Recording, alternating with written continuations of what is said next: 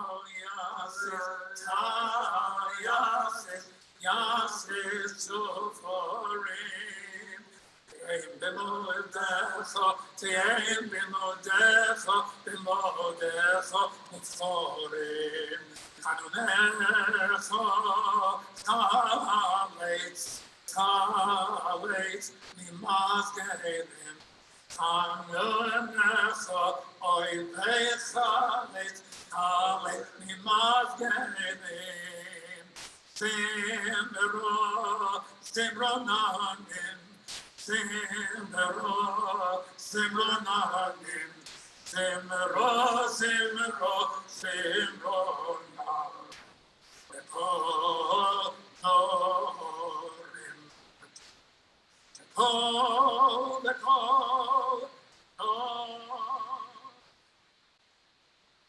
Cantor, Cantor. Please go ahead, Bernard. Hi, well, I'm Cantor Bernard Dean Stagg. I'm the nephew of Irving Dean. And he was much more than an uncle If you to want to me. see everybody. Can you all hear me? Yeah. Yes, if everyone else could put yourselves on mute, that would be great. Now, you know, he lost his mother at a very early age. And he lived with my family for a number of years before he went into the Army. And there was a strong emotional attachment both from my sister and myself. And he had a tremendous influence on me. I wouldn't be a Cantor today if it wasn't for him. And I was a young child at the time, and he did musical things with me. We sang together. He took me on the radio to WEVD, where I sang with him on the Jewish Hour with Aunt Millie. And he was a wonderful. In fact, I just spoke to him last week. I used to speak to them regularly, and we sang together last week on the phone. And I just wanted to give one of the melodies that I shared with him as a child when I became a Vimale boy, going down the aisle and singing at weddings.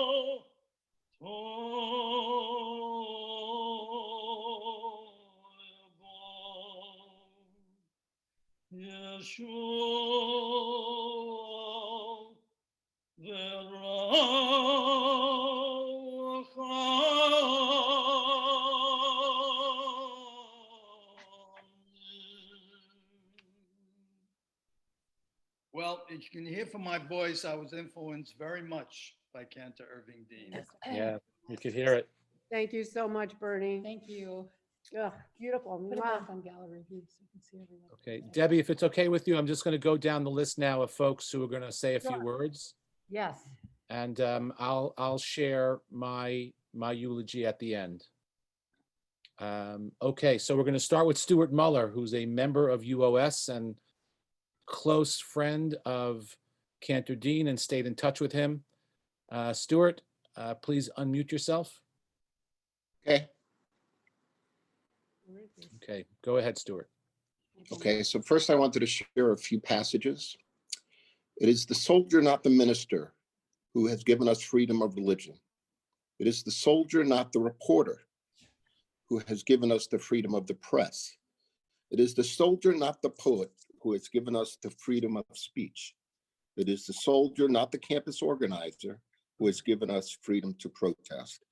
It is the soldier, not the lawyer, who has given us the right to a fair trial. It is the soldier, not the politician, who has given us the right to vote. It is the soldier who salutes the flag, who serves beneath the flag, by Charles Province. So that was Cantor Dean in terms of how I see in terms of his Army service. What I really remember in our discussions was one time I asked him, he was in the artillery. He was in the second wave approaching D-Day. So I asked him one time, I go, Cantor, I'm just curious here. How did you become a Cantor? My God, you in the artillery. I hear it's not so quiet when you're in the artillery. And I remember him going to me, they would tell us to shoot the artillery, cover our ears, and bend down. And I never knew why they told us to bend down. That's what he told me. So we still became a Cantor. And one time I went with him to the Holocaust Museum, and the exhibit at that time were Jews during D-Day in World War II. And it was the most amazing experience. We would stop at so many stations and he would just tell me stories. He would tell me how Millie used to send him tuna fish and it always got lost, which might have been a good thing, unless tuna fish was made differently in those days. So, but every single place we stopped, he told me a wonderful story. Okay, in his book, Ahavat Shalom, the Kosovo Rebbe says that the Shaliach Tzibor is the pipeline. Through him pass the influences on Jews and the Jewish people. He must be filled with all sorts of the best spirituality, with Torah, prayer, good deeds, repentance, a broken heart. And by this, he is always connected to he who receives his prayer. And the Shaliach Tzibor needs to be connected to the collective Jewish people reciprocally. And then he mediates between the Jewish people and our Father in heaven and binds them together. So that's not our Cantor Dean. I don't know who is. What is? That is our Cantor. I will tell you that every Yom Kippur, I'd call him before Kol Nidre, and I'd always ask him to sing to me just the first line. I said, Cantor, do me a favor, just sing me the first line to put me in the mood. This Shabbos is Shir HaShirim, when the Jews leave Egypt and they sing Aja Shir Moshe B'nai Israel. So I think how appropriate it is that this was, the week that Cantor, that we laid him to rest. Also, he was so humble. Oh my gosh. They say about Moshe that he was so humble, he didn't realize he was humble. And I think that's very true. He did not realize he was humble. I asked him once, Cantor, how do you stay so humble? And he said, well, I know the music I want to write, and I just say what I want to say. So I've lost a very close friend. There's an old saying that I always rehash over and over again, is that people don't always remember what you say. They don't always remember what you do, but they always remember how you make them feel. So Cantor, he always made me feel wonderful. It was such he always made me feel like I was very precious to him. We used to joke around every Friday. We'd tell his jokes. We would talk about how Cantor, you make sure you take advantage of that warranty on your pacemaker. I think the warranty was for 30 years, and I think he got it about 10, 15 years ago. So we used to talk about vaudeville. We used to talk about the Borscht Belt, and he was a major entertainer in the days when Schultz used to put on plays. He was a major entertainer. He was one of the few people that told me I had a very rich voice, that I was well off. So we'd share jokes together. He would always laugh at mine. I always laugh at his. I think I was always sincere, but I think he was being polite. So one memory that I really have is when my family, we had a trip to Seattle in Canada, and we decided to go ahead and stop in, of course, and we had to see Cantor. So it was a surprise, and he was so surprised. And I'll never forget what he said, like a little kid. He said, I can't believe you're here. It was a very memorable evening. I will miss when he tells me about the bears and the deers that he sees in the front yard. I will miss him telling me how wonderful his family has been treating him. And he meant so much to my family as well. We have pictures, our montages, bar mitzvahs, with him in costume, with our kids with him, and he meant so much. So Tu B'Shvat, this is Shvat. Tu B'Shvat's coming up. It's a season of trees. It's a season of rejoice and rejuvenation. When we say Kaddish, Rabbi Gilman, I always have to give him credit, that why do we say Kaddish? Why do we praise God when someone passes? And that's because the person who's saying Kaddish, who we're saying Kaddish for, everybody makes their own singular contribution to the world. And there's no question that Cantor Dean made this amazing contribution to the world. And I'm grateful to that. I will miss our Shabbos Friday calls very much. Sometimes even it was 5 minutes before Shabbos started, I had to call him because I wanted to make sure he knew that it was Shabbos. So I will miss his calls, and I think Siri will miss his calls as well when I say, call Cantor Dean. Cantor, I thank you for all these wonderful memories. You have been my role model. You are my role model in terms of menschkeit, in terms of courage. So you have been my role model. So may your memory be for a blessing, and may you be bound up in the bonds of life. Amen. Amen. Thank you so Thank you much, so much, Stuart. He Stuart. loved you. He loved you a so lot. much. Look forward to those calls all the time. He said, "Oh, Stuart's gonna call. Don't Thank you. answer the phone. I heard, Don't use I the phone." heard laughter coming out of his room Right. whenever the two of you were on the phone, because my office is right next to it, and it was just a beautiful thing. So thank you so Yes. much. That's Thank you. nice. Wow. There's no doubt that Stuart's words really reflect the words of so many in our congregation. I didn't ask Stuart to speak on behalf of the congregation, but I really think you did. A lot of people have those same feelings. So thank you so much for sharing those heartfelt words. I'm going to now ask Cantor Propus to share some words with us. At the end of everything, when I'm finished, Cantor Propus is going to conclude the entire this entire section with a Kel Mole for Cantor Dean. But now Cantor Propus is going to use his speaking voice to share some thoughts in memory of Cantor Dean. Okay, Cantor Propus, please unmute yourself and go ahead. Thank you, Rabbi Gelman. So sorry I can't be there in person, but we had about 4 inches of snow last night, as you can see. So this is emotional for many of us. I've known Irving for over 40 years. We met at a Cantor's Assembly convention at Grossinger's in the Catskills with his inseparable partner, his beloved Millie, and my parents, Chazan Rabbi Dov and Sonia Propus. We then created a tradition to have a Houston table every year for our annual Catskills pilgrimage. I treasured our annual Houston Cantors concerts, always enjoying his beautiful baritone voice with his classic Chazon Shemoil. That's a cantorial mouth for those who don't know. His masterful musicianship, his Yiddish hearts, his warm smile, and respectful collegiality to all the Reform and conservative cantors. I cherished our unique bond as well, because as hi Bernie, as Bernie said, Bernie was a Via Milo boy, so was I, and so was Irving.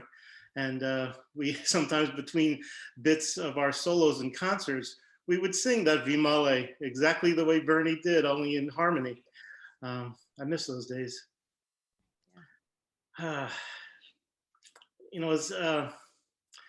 He shared many of his original compositions with me, which are a memorable part of my music library. We also shared the Lion of Judah Award presented to us both by the State of Israel Bonds many years ago in Houston. I was thrilled when he recorded his CD with Rob Zerwin, who's on the call too. Hey, Rob. His masterful piano accompaniment with Irving's glorious voice. And he submitted a track to the joint CD project of the conservative movement, of which I was a producer. And it was distributed throughout North America. I think I remember the title was called Israel Forever. He had a passion for Israel. Mm-hmm. And all of the Houston cantors lovingly referred to him as the Dean of the Houston Cantorate, and we truly meant it. We had so many memorable concerts together, especially the Afterglow at the Dean's house, sampling and overindulging in Millie's culinary talents, as well as singing with his most talented children, with whom I felt a very close kinship too. This past summer, I had the zchut, the honor, to interview Irving and preserve his life story for a Cantor's Assembly project for our senior members. It couldn't have been more timely. I learned more about him during that interview than I think I ever had known before, especially some of the gallant military things he had done. I don't know of anyone else who was on the beaches of Normandy and could still tell the story.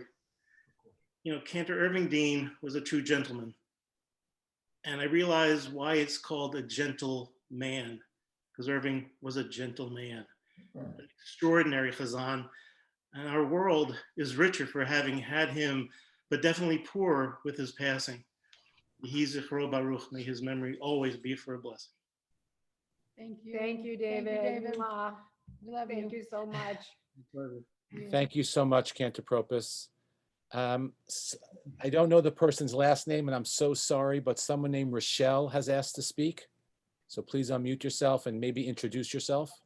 Leave it on there. There's Want Mike. to go first? Hi, I'm Rochelle. It's really Mike who sent the email, but I want to say I just love the Deans, all of them. I do that. There's And- just. I'm sorry, I'm too broken out to speak. I'm sorry. All right, let me talk about a view from, I believe, a unique position, and that being, I am now young enough or old enough, depending upon how you want to look at it, to have been under the premise, under the guise, under the tutorship of Cantor Dean in San Antonio. It was an extraordinary, wonderful, memorable experience in the sense that there was such camaraderie, such joy, and just soulfulness in what we were able to do and sing for the synagogue, and quite frankly, for us as a group. We were unique, and in fact, I can take pride in the fact that we were so unique that we got to be recorded at the local CBS studio to then show that on a, if I'm not mistaken, on a Sunday morning or Sunday evening that was then broadcast out to the city. And yes, we were that good. And I took great pride in thinking about that because of the impact of the musicality and its impact on me personally in wanting to express myself from that musical viewpoint. So I take great pride from being one of the early knowledgeable people here coming out of San Antonio. The Dean family as a whole, just extraordinarily wonderful people. And a couple unique things that comes to mind. One, the simple fact that whenever Rochelle and I had the pleasure of joining the Deans for meals, and meals is clearly an understatement to a major effect of what would be served. There could be, I'll never forget for Pesach, what, 24, 25 people sitting at the tables, and there truly, it may sound trite, there truly is enough food for the army that Cantor Dean had just come from. So I'm sure everyone can relate to that. Not only was the food incredible, but the entire ambiance and the feel and the wonderfulness of the joy, the true joy of sharing that holiday together. And another key thing, and I'm so thrilled that Cantor Propus was on here again, there was that evening, and I mean big, bold, that evening of the second bar mitzvah celebration for Cantor Dean. So we're going back 15 years now. It happened when he was what, 83, that we were all there together that night. And it was extraordinary musicality, laughter out of mind, great. And I'll never forget hearing Cantor Propus come up with his nightclub shtick, which was simply astounding, and how much everyone enjoyed being together. So I'll finish off with a quote that Ronnie put in my mind some years back. And that quote is, there will never be another voice and unique individual like Cantor Dean. God bless him. Thank you so much. Thank you. Thank you. Thank you so much. That was really beautiful and so nice for us Houstonians to get the San Antonio perspective. So thank you so much. We have just two more, and then I'll wrap it up. I'm going to ask Rob Zerwin now. Rob, if you would kindly unmute yourself. Got it. Thanks. And please go ahead. I'm very good, first of all, that Cantor Propus is there, Hazen Propus, because we also had the honor of doing a CD together, but also I remember how we would go to his house. There was one particular post-concert event that a lot of the Hazanim were in Houston, and I got drafted again to play the piano.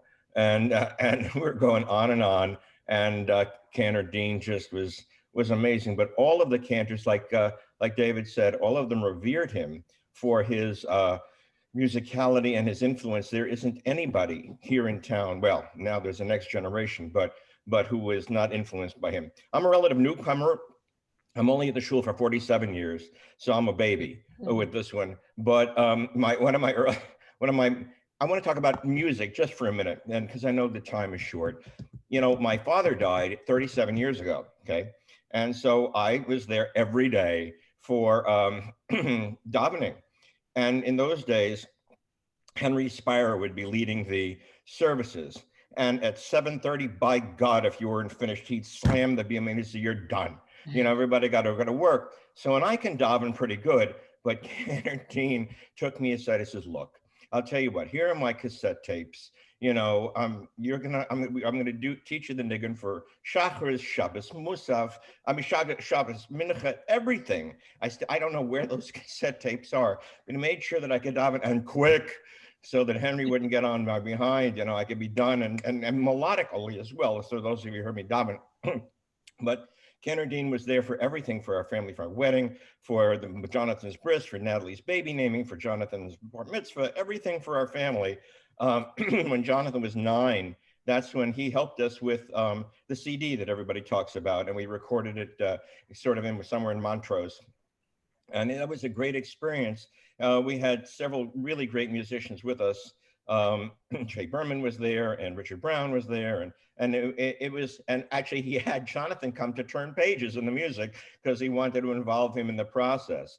And that was really one of the occasions where I really got to know how intense Cantor Dean was when it came to music, and not just the performance of it, but just to make sure that the sound was right and the harmony was right and just the arrangements are right. And the people who listen to him really don't understand, I mean, how much that really is. And so just to give everybody time, we just want to concentrate on one thing, which is Cantor's favorite service was Nila. I mean, that was it for him. And so back in the day, I would sit with the Moores, Steve and Mike and and Jojo and Saul Davis, and we would all, you know, cluster together, except for Shabbos when I'd sit next to Stuart Miller, you know, and he would always save his seat for me, and we would sit together because actually our name is the same. We're both colonymous. Excuse me. But so first Cantor would come in, and he would come and walk in from the back doing Hineni, right? And the place would go quiet, right? And just, you know, even into his 80s, even whatever, it's a good thing we have an Orthodox shul because we don't have an amplification system. But he could, when the Friedman Hall was open and everybody was there, the paint would come off the walls. You know, I mean, like he would open his mouth, just the chandeliers would shake, okay? And so the service would go on, the service would go on. But then came Nila, and he gave everything he had for Nila, right? And there were years when I'd be up there standing right next to him, the years that I was blowing the shofar, so I'd be standing right next to him. And it would get to the climax of the service. And the guy's 80, and he hasn't eaten or drunk anything like for 24 hours. And he's out there belting Neela.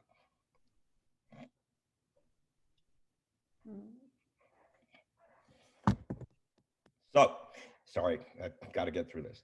So he gets to the climax of the whole thing.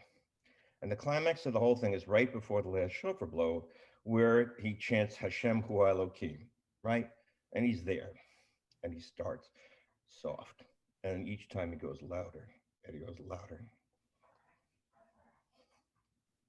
And I'm looking around the whole congregation, right? Because I'm just standing there minding my own business. And you could look, and you could see that everybody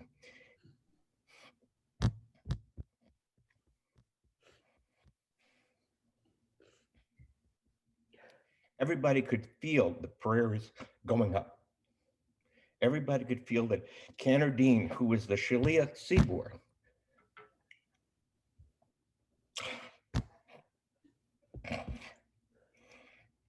was carrying everybody up with him, okay? And he would hit the top, right? And again, more paint would come off the walls, right? But it was just, the kavanah that he had was amazing. Now, after he retired, we had people that would daven, and they had kavanah, but they didn't have the Now, I will say, and I'm not just saying this, Rabbi Gelman has been the best one we've had since that. He really can do it. I mean, Rabbi Gelman, I love to hear him daven, especially on the high holidays. I can't sing too hot, but I must say that the feeling that we would all have, even for the most minor service that Cantor Dean would do, it was he was everything that the Jewish religion was about, the power of the voice and the Tehillim, which were all songs to carry us into a special place of holiness. And I'd like to think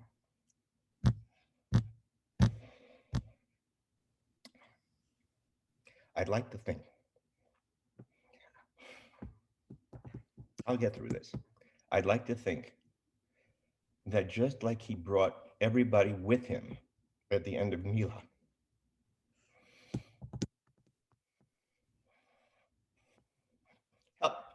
help me out with this. Okay, I got this. So that he's up there now carrying his own self up there with his chazanas and his talent and his voice, because that's what he did for all of us, that he truly did transport all of us with his talent and his holiness to places we couldn't go by ourselves. So I was very fortunate to be very close with him, and the musical part of it, plus all of the health things that he went through. But more importantly, I just wanted to share that all of us have experienced that in one way or another. And I appreciate what everybody else has said. I just felt that, and by the way, he never really for 35 years, I've been trying to get him to record Neela, and he wouldn't do it. He just wouldn't do it. But anyhow, thanks very much. I'm sorry I went over time, but Thank you, Rob. right, you're welcome. Thank you, Rob, so much. We love you. He loves you. Yep. Thank you. Okay, we have one more before I wrap things up. I'd like to ask Mindy Mitzner-Zissaltz to share Mindy. some thoughts with us. Hi, everybody. Sorry to visit you at a time like this. I just had to quickly add, everybody spoke so beautifully, and to follow Rob, boy, that's a real job he gave me. I just wanted to say, well, he had 47 years. I probably only had 37 years knowing the Deans. And, from the time I moved to Houston from New York, your parents, Ronnie, Sherry, and Debbie, took me under their wing. I think actually made me my first welcome and Sheva Brachas with the Radinskys in Houston. We've shared many lifetime experiences. I think I was in the hospital when your mother passed away visiting. I was downstairs, and, and your father he he loved her so much. And, I think he always showed us how to, go on and have that happy face no matter what happened in life, through things in the shul over the years, through anything. He was always a mensch about everything. And I think he taught us all how to be and how to walk away if there was, issues. I have a couple of little memories of, from when my kids were little. My son in Montessori, all my kids in Montessori had the honor of having Cantor teach them music. And especially Stephen, the oldest, used to run around. I told Cantor Dean this, used to run around the house yelling this song, Kuf Tes Tamar Ari. And I said, I don't understand, Cantor. What does that song mean? What is it? And he said to me, it's Kotel Hamaravi. So, we just had a very good laugh about that. And, and then later on in life, he befriended my father when he moved to Houston. And I would love seeing the two of them as chazans together, singing and especially telling jokes. And, when Cantor Dean had some surgery on his throat, he asked my father to pitch in for him. And, he taught the kids bar and bat mitzvah, and he's just been a big part of our life, and I missed him. I was glad I was able to talk to him a few times in the last couple of years. I'm sorry I didn't get up to there to see him. I thought I would. And, a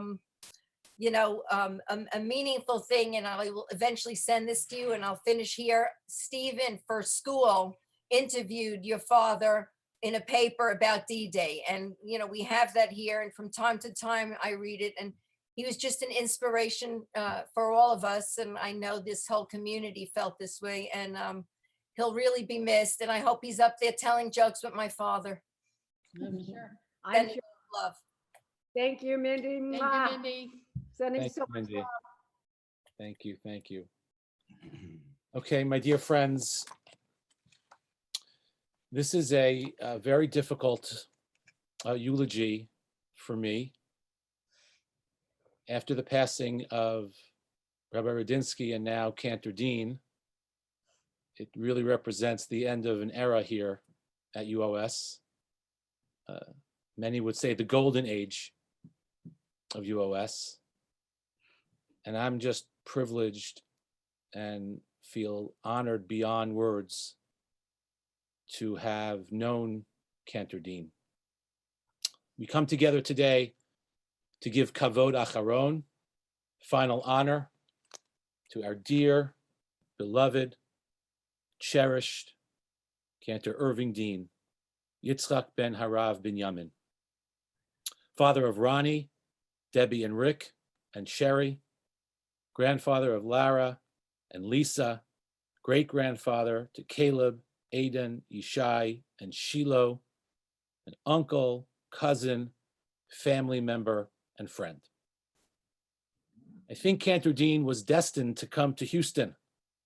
I'm not sure if people know this, but he grew up in a small apartment on a 5th floor walk-up at 99 Houston Street, spelled Houston. They'll eventually pronounce it right. Cantor Dean served as cantor, active cantor at UOS from 1960 to 1998. And then after that, as cantor emeritus. When Cantor Dean came back to visit in 2016 to unveil and share his original Kabbalat Shabbat composition, I mentioned to him that on some level, Noah was the first cantor. God told Noah to go into the Teva. Now, Teva means ark, but Teva also means word. God told Noah, Tzohar ta'aset la Teva. Make a light for the Teva, for the word. Prayer is hard. Connecting to God is challenging. It can feel like we are in the dark. The responsibility of the Chazan is Tzohar ta'aseh la teva. Make a light for the word. Make the words of prayer meaningful, relevant, and inspiring. It's the responsibility of the Chazan to bring light to prayer. And Cantor Dean did that for us. He was our beacon and showed us the way into our own spirit. He opened the door for us to profound spiritual moments. For over 50 years, he did that for us. There are people participating in this call today for whom Cantor Dean officiated at their bar mitzvah, their wedding, their kids' birth and brisses, and their kids' bar and bat mitzvah. I spoke to someone last night who said that Cantor Dean was like a father to them, and Millie was like a mother to them. Cantor Dean made hospital visits, conducted funerals, and together with Millie hosted Shabbat meals and Pesach Seders. He helped adults re-enter active shul life by urging them to read their Haftorah on the anniversary of their bar mitzvah, and he often recorded their Haftorah so they could prepare. For many years, Cantor Dean directed a choir at UOS. And speaking to members today who served in that choir, they have the fondest memories and still remember the music. For many, as we just heard, Cantor Dean is synonymous with Kol Nidre and Ne'ilah. I'm sure for many of us, if we close our eyes just for a moment, we can hear his powerful, soothing, and awe-inspiring voice. As many of you may know, Cantor Dean loved baseball. So I'd like to, and I think it's appropriate to use a baseball reference to capture part of his spirit. Cantor Dean was a switch hitter. Friday afternoon, he could be singing with little kids in the Goldberg Montessori School, and on Shabbat, be on the bima, inspiring the congregation. He could be tutoring a bar mitzvah student 1 minute and composing soaring original cantorial pieces the next. Often from my office, I would hear the piano playing in the social hall and wonder who was in there, who's the ghost of the piano. And sure enough, I would walk in and there was Cantor Dean in a big room all alone, just strumming along or playing along on the piano, some of it new stuff, some of it old stuff. And speaking of bar mitzvah students, Cantor Dean was the, with a capital T, the master. He was an expert teacher, and as we heard, I think from Ronnie, he had endless patience. I remember one time we were speaking about a particular student, and I said to the cantor that I think this particular student was going to be a challenge. He looked at me with I have been doing this for 50 years and you are a little blankety blank, blank, blank. I think I'm going to be okay. And sure enough, he was just fine. He had a way of handling every single student. And I think it got better with age. You know, sometimes it's harder the older you get to relate. I don't think so. I think for the cantor, somehow magically, it got better. There were shows, there were musical memories, CDs. That's the one he made with Rob. There were cantorial concerts. On the occasion of the 38th year of service, Cantor Dean was honored by the shul at a gala in the Western Galleria, and his accomplishments were officially entered into the record in the House of Representatives in Washington, D.C. Cantor Dean was a cantor's cantor. Up until just a few weeks ago, he was composing music that is sought after and used by cantors all over the world. Cantor Dean was a practicing cantor for 70 years, 75 years. It started when he was a small boy going to the Melitzer Rebbe's Tish on Friday night. He would often talk about the times he had the opportunity to sing in a choir, accompanying Chazan Yossele Rosenblatt. He was thrilled that a few years ago, Debbie took him to meet Yossele Rosenblatt's great-grandson, who was serving as a rabbi in Vancouver. And we just saw a clip of that reunion and got to see and hear Cantor Dean singing. Cantor Dean had another unique talent. And I have to tell you, of all the talents he had, this is the one I am most jealous of. He never got embroiled in politics. It was amazing. And I think I know why. Cantor Dean took his job as Shaliach Tzibur, the emissary of the congregation, very, very seriously. And so therefore it was unimaginable that he could not represent every member of the congregation with a full heart, a heart full of love for them, a heart full of care for them, a heart of concern and knowledge of what is troubling them and what situations that they may be experiencing. He had to get up there holding all of that in his heart. And it was equally unimaginable to him that there could be someone in the congregation who did not see him as their emissary. And to make that possible, there was only one choice: to stay out of the muck, to stay out of the politics, because he had to be there for everyone. It was truly, truly amazing. The Yamim Noraim were the Cantor's opportunity to help us achieve atonement for our sins and aspire for a better future. It's been said that at a time when one has transgressed a law and brought his karban, brought his sacrifice to the Beit HaMikdash in Yerushalayim, the Kohen, the priest, would look at him and perceive all of his thoughts. And if he found that the man or woman had not yet repented completely, the priest would direct the Leviim, the Levites, to begin to chant a melody in order to bring the sinner to tshuva, to repentance. Now, Cantor Dean was not a Levi by tribal affiliation, but he was a Levi. He was our Levi in spirit.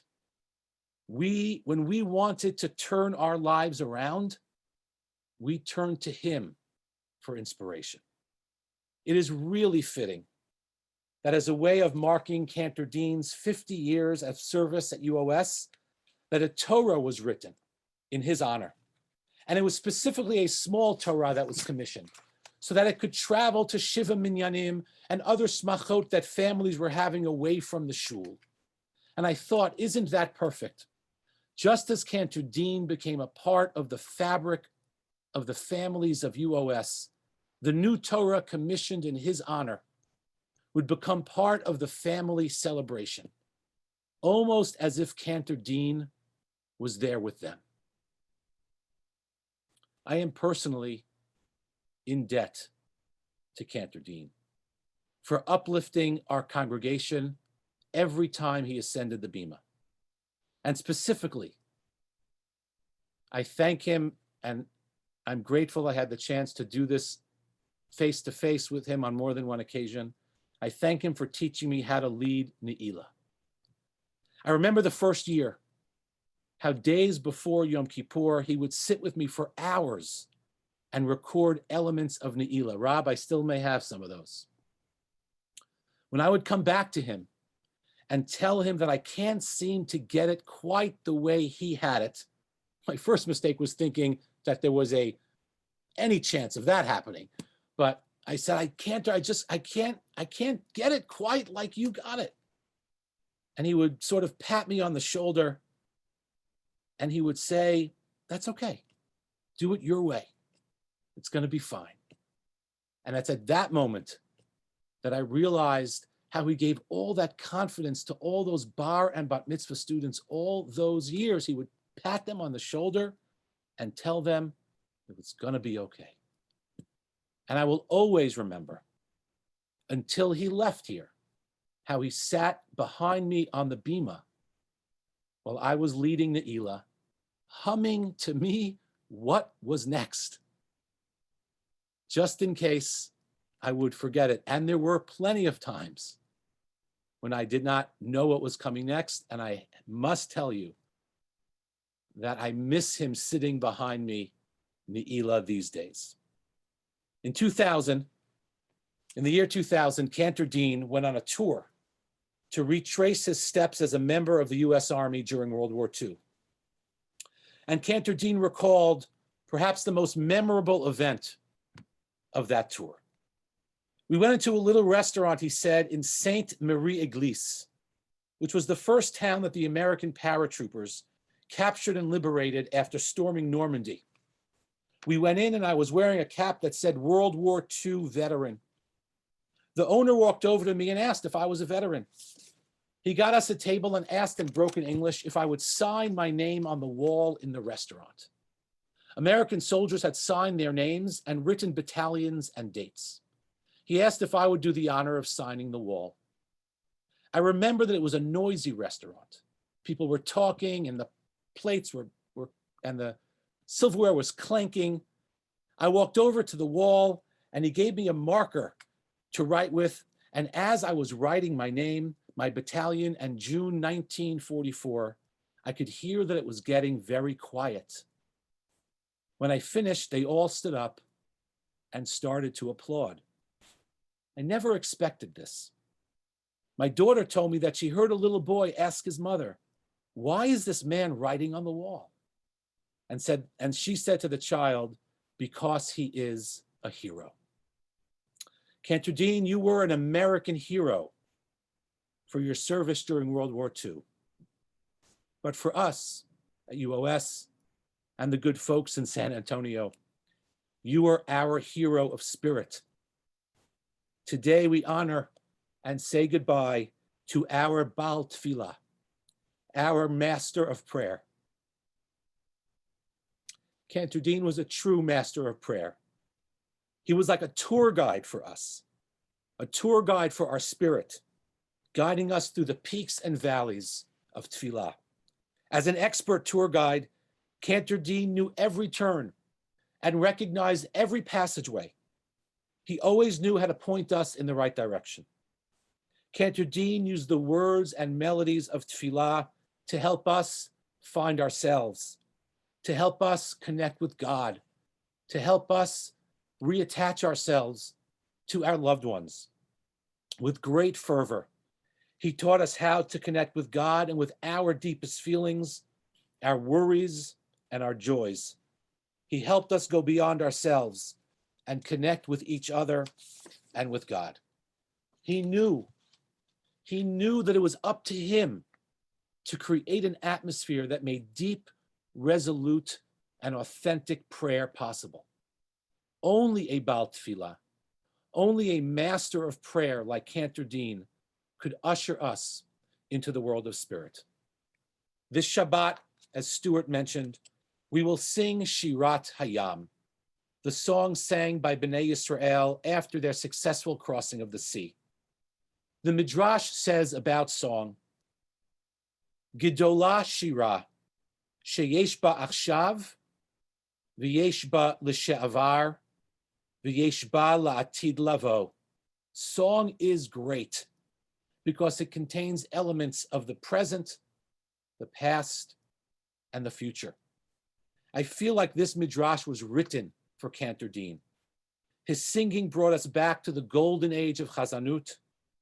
His singing allowed us to be fully present and engaged in the prayer moment, even as we knew that his tefillah could usher us in to a better future. Thank you, Cantor Dean, for being our soul's tour guide. Thank you for being our Baal Tefillah, our hero of spirit. Tehei nishmato, tzurura b'tzor hachayim. May his soul be forever bound up in the bonds of life. And let us say, Amen. And my dear friends, we are going to conclude. I'm going to once again ask Cantor Propus to unmute yourself, Cantor Propus, and please share Kael Mole in honor of Hachazan Yitzchak, in memory of Hachazan Yitzchak ben Harav Binyamin. El malei rachamim shelchein b'maromim hamtzei menucha nechona tachat kanfei hashechina b'mahalot kedoshim kedoshim utehorim Kezor harakiyo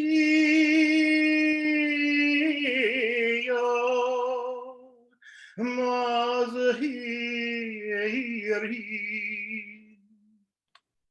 et nishmat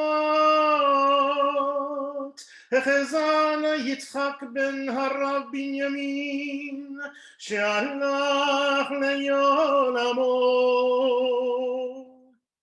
began Eden בגן עדן תהי מנוחתו.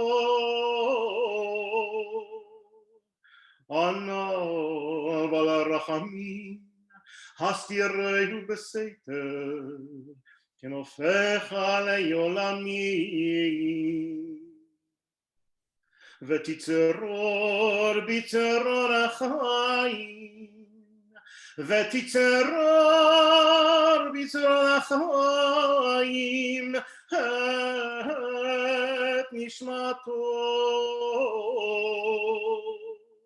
אדוני הוא נחלתו, וינוח בשלום, וינוח בשלום על משכבו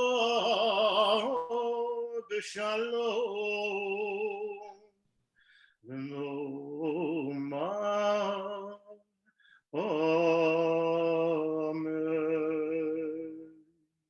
Amen. Amen. Amen. Thank you, Cantor Propus. Thank you, everyone, for joining.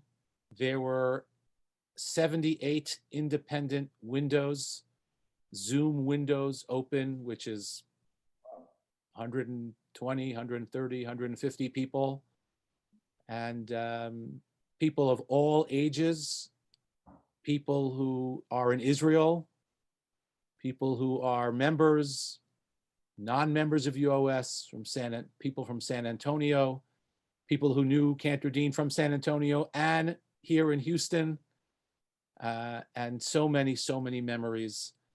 Thank you all for joining. Thank you to all of the speakers for sharing your most heartfelt and meaningful words. I know that this has meant a tremendous amount to Cantor's family. Just going to ask if anyone in Cantor's family in the Dean Zoom box wants to say anything before we end the transmission. Hold on. Hold on one sec. 1 second. Hi, 1 second. We can hear you. You're good. Okay. Do you want to say something?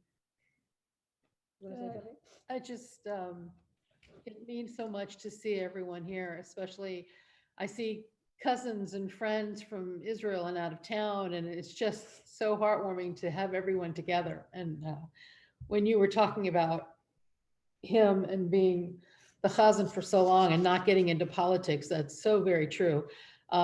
Having lived here longer than my siblings and being part of all this, I've seen in this synagogue rabbis come and go. I know you're going to be here forever because you're pretty spectacular, but I've seen them come and go, teachers, people, but ever since they broke ground to build the synagogue, my dad has been there.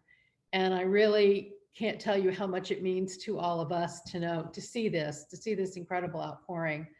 And I hope, I would love for this to continue, with the friends and family and everyone, if we could do this even after it stops recording, just 'cause it's just so heartwarming to see faces we haven't seen in so long. And we're very grateful. All of us are very, very grateful that you're all here and that you're sharing in what has been a very trying time for us, but this is such an honor, and it's something he would have given. Well, I'm sure he's here. It's kind of silly to say that, but this meant the world. This would mean the world to him. I know that when COVID started and he knew he wasn't well, and I think he really was worried about, seeing funerals being done over Zoom and all this, that he was concerned about that. And I know he didn't want that. So we've all been talking, and we've kind of decided that when the time comes for the unveiling, please God, COVID will be eradicated or at least controlled enough where we would like to really come back and have a celebration of life, with maybe having people come in from out of town and do their little singing and their shtick and the stuff that they used to do. It's just such wonderful memories we have of, we're looking at Stuart and Joy Lynette. They were in all the plays that my father used to write, the comedies and the songs. And he used to always talk to us about how he made stars out of members of the show who didn't think they could do anything, but then someone like Stuart took over and just became amazing. So we're very grateful. All of us are very, very grateful. In an extremely trying time, we're just so grateful that you're all here and you're all family. You are family. Our family is very far away, and quite a few of them are on here right now, which I would love to continue this later on. But Houston has been our family. I mean, the members, the people here, like the Moores and the Reichenthal's and the Browns and the Wernicks, and they just took so many on and on and on. They adopted us and made us feel like family. Their children were our best friends, and they were our parents' best friends. And we're just grateful that we had the opportunity to grow up in a place like this. And I'm going to be coming back here in a while. I'm going to be moving back here. It's a kind of a decision that I finally made, and I'm looking forward to being able to see people again and have that family atmosphere one more time. So, and hopefully Debbie, able to have you- watch Sherry, have you decided what shul you're going to join when you come back? I think I'm pretty much going to stay here. I'm just sorry I don't have a house to live in anymore, but I'll find some place where I can walk to it. I'm so looking forward to watching that show be reborn and rebuilt, because you have done an amazing thing keeping this alive, and I can't imagine how difficult it must be through all the craziness and the storms and everything, keeping everything going. But we see the bulletins that come and the programs that you carry on and the things that you do. It's just so heartwarming to know that this is going to last forever. I really believe that. And it's all because of you, Rabbi, and we're extremely grateful. So thank you for keeping the spirit alive and the family alive. And this is where this was our life. This is our entire life. So looking outside the front door here at Ira's house, where our house used to be, which is now just an empty lot, was a little shaky on us, and the synagogue not being there, and the Rabbi Schwartzman's house not being there, Rabbi Rudinsky's house. That was a little difficult, but I'm sure. we're just very grateful to all of you. So I hope somehow we can get this to continue. Especially with the family and all from far away, and the friends from far away, but we love you all, and we're very, very grateful for everything that you've done and how much you loved our dad and all of us. We're just so incredibly grateful. So thank you, thank you, thank you.